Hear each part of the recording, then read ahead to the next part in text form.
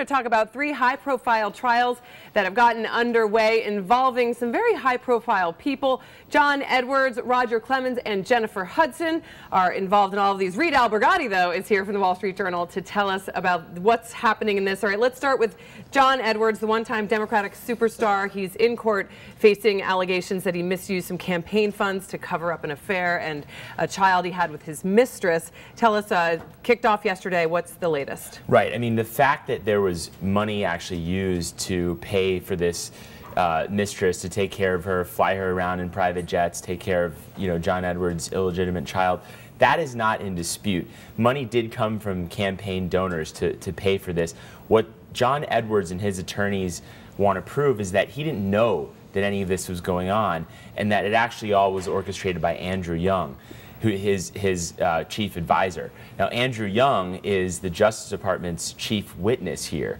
He's saying that John Edwards knew about this plan all along to essentially take about $1 million from campaign donors and funnel it into Andrew Young's bank account to pay for John Edwards' mistress and her child. So this is a Federal Election Commission type of initiative. Why is the government prosecuting this? I mean, it seems like an abuse of campaign funds.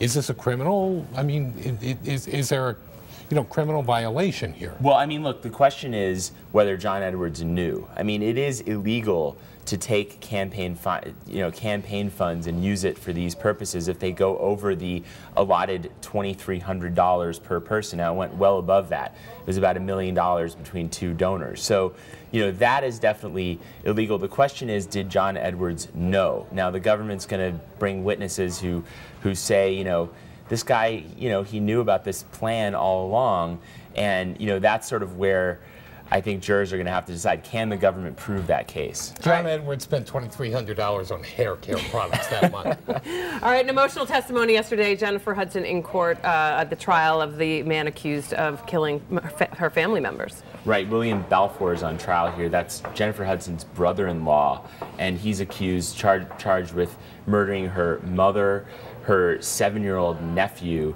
and sister. So, it's a tragic her brother, case. Actually. Or brother, yes. sorry, I misspoke. That's good. So that's obviously a tragic case. Now And would her presence influence the jury? I mean, here she is a superstar. She was on American Idol. I mean, the testimony that she's providing for the facts of the case, is she brought in, you think, partially because of that star power and the jury would feel sympathy or connection to her? I think her testimony was really about, her brother-in-law and her feelings about him. She testified that she advised her, her sister never to marry the guy. She never liked him. So, I think it's more of a character witness. But obviously, yeah, I mean, she's a huge star, very beautiful, charismatic. Right. Another big star in the sports world, Roger Clemens, is back on trial after the mistrial of his first case. What's happening there? Right. So last summer, Roger Clemens was on trial for lying to Congress about his steroid use. So the government is retrying that case now.